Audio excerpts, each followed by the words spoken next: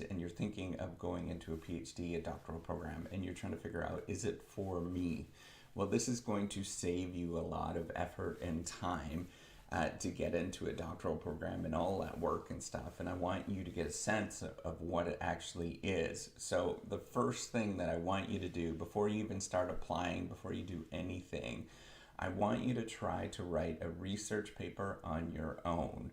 I want you to sit down and actually try to do this and write a 15-page research paper that has citations, that you've gathered data somehow, that you've actually gone and did the analysis somehow, and you've actually developed something on your own.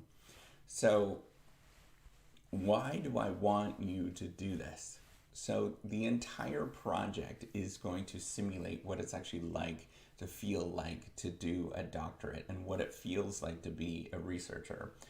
And as a PhD, what you're going to feel like, or as a scientist, what you're going to feel like is you don't know what you're doing. You're going to feel like you don't know what the right steps are. You're going to feel like you're completely lost all the time. That is the entire process.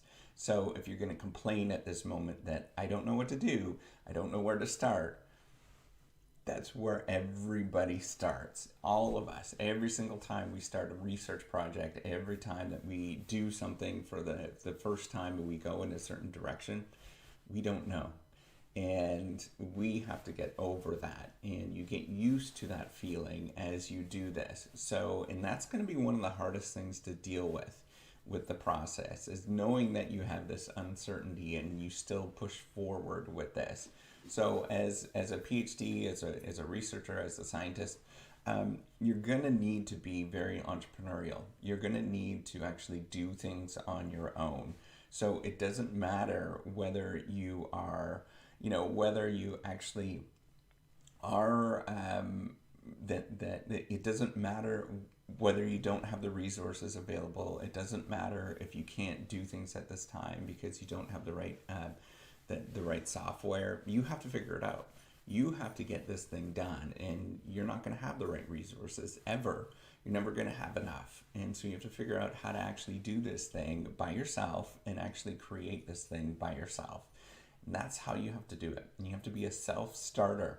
You have to be motivated enough to actually do this. So 99% of the people are going to watch this video and they're never going to do it. But this is for the 1% that is actually going to do it. And then they're going to learn this process and figure out, yeah, this is actually how you do it.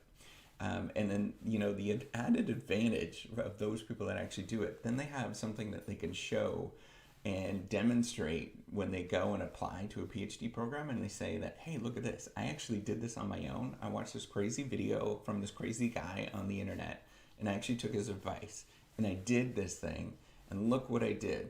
And everybody would be super impressed with that fact that you actually did this thing, especially if it's somewhat okay quality.